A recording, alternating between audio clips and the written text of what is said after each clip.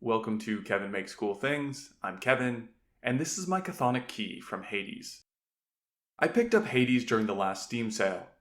I'm not very far into the game yet, but I've really been enjoying it, and the graphics are amazing. One thing led to another, and I started Googling what in-game objects could be 3D printed. People have modeled the characters and a lot of the icons, but I was surprised that no one had tried the Chthonic Key yet. I couldn't resist. My process always starts with a reference image, which was difficult to find for this project. There were no shots of this from the side, at least not in the official game, so this was the image I had to work with. When searching for reference images, I did find that people had made stickers and keyblades of this, and it was interesting to see their interpretations. Before sketching or modeling this, I needed to decide roughly how large this was going to be. I wanted this to fit nicely in the palm of my hand, so I played around with my calipers to decide on some rough dimensions. Once I move into Blender, I'll create a cube of this size and scale up my reference image accordingly. I could be more exact about this process, but I'm going to be happy as long as it's within 5% of the size I want. I used GIMP's tools to help position the circles, and then sketched out the rest. I'll be able to adjust all of this in Blender, so I wasn't obsessing about the details. Initially I had some issues with drawing the teeth of the key. After a couple attempts at freehanding it, I drew some reference lines. This helped a lot, and eventually I got it outlined. I did a really rough job for the arcing bone pieces. I knew I was going to be defining most of those details in Blender, so this was more about sizing and placement than getting it to be exactly right. Once I got into Blender, the first thing I realized was that I made the tip of this way too pointy. I try to avoid sharp points because it's difficult for my 3D printer to handle. Later in the process, I decided I could push my 3D printer a little and attempt these sharper details. I've made a number of upgrades to my 3D printer in the last few months, and it's drastically improved print quality. If you're interested in that kind of thing, I plan to release a video on that process in the next couple months. Afterwards, I used a plane to trace the teeth of the key. I was careful around the edges to make this nice border, which will then allow me to round this over nicely once I have extruded the plane and applied a subdivision surface modifier.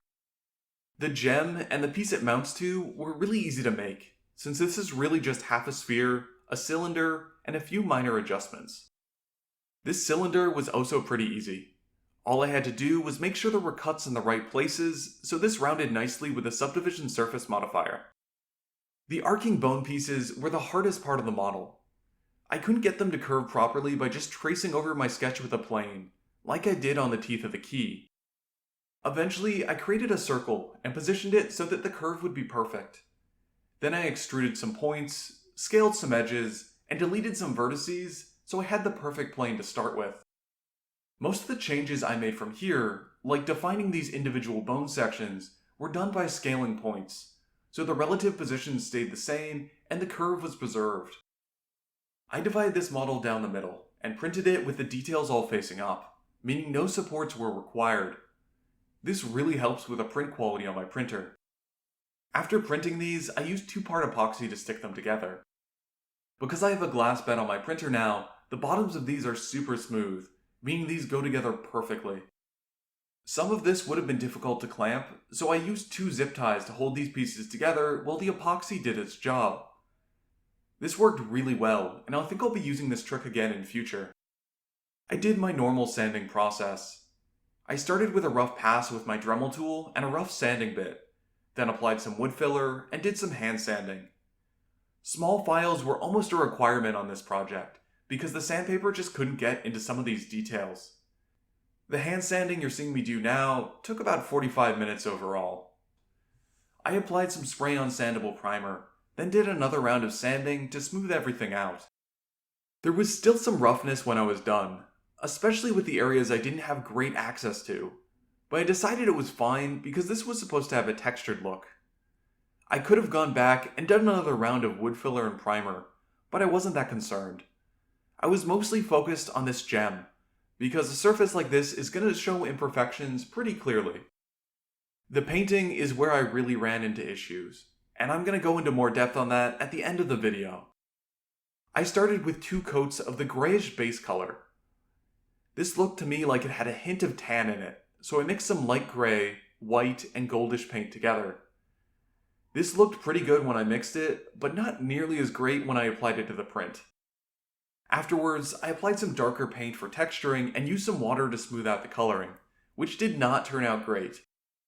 Next, I applied a couple of coats of gold paint. I like the folk art metallic paints, but they do take 2 to 3 coats to get good coverage. While doing this, I messed up a little and got some gold paint on the grayish base coat. I was already thinking about redoing the grayish color, so I wasn't upset about having to repaint this. Afterwards, I moved on to the purple gem. I applied 3 coats of the amethyst folk art metallic paint. I decided this shade was a little bit too bright, so I mixed some metallic gray paint with the purple and did another coat. I think this looks better. Next came the detailing on the gem. If you look at the reference image, you can see that this is supposed to be an eye. I painted the iris with a dark mix of metallic paint, which was almost equal parts gray and purple. I tried to make the irises perfect circles and did a decent job. Lastly, I used black paint to add the slit pupil. This was nerve-wracking because messing up here would mean I'd have to start over on the gem, and I'd probably have to repaint both sides of this to make sure the colors matched perfectly. It was a relief to finish this part. After all the details were done, I went back and redid the gray color. This time, I tried to learn from my first attempt and mix a color that was more grayish, but it ended up looking exactly the same. I'm not sure if the color changes when it dries, if I just have a horrible eye for this, or some combination of the two. Even if the color was the same, I did do better with the brushwork on my second attempt. When I first did this, I used a larger brush, because I didn't have to be too careful of the details, and I got a bunch of paint stuck in this area. On my second attempt, I used a smaller brush with less paint, and that produced better results. I tried to apply texture by using some darker paint on a dry brush, and then using some watery paint over it to blend everything together. Unfortunately, this looked very similar to my last attempt. Once the paint dried, I applied a spray-on matte coat. Normally I use thread to suspend small props, and make them easier to spray. But I couldn't find any thread today, so you can see me using dental floss, which worked just as well. Later I came back, hung this a different way, and applied another coat, so absolutely every part of this got covered. And with that it was done, which means it's time for my final opinion. Normally I gush about how much I like the results, but not today. I'm going to break this down into detail before providing you with my overall thoughts. I think the model was really quite good, at least in terms of what I can make. I also think the printing went great. I got some of the nicest details that my printer has ever produced. Gluing this together also went incredibly well. That trick with the zip ties overperformed, and I couldn't ask for anything more. Sanding and priming also went pretty well.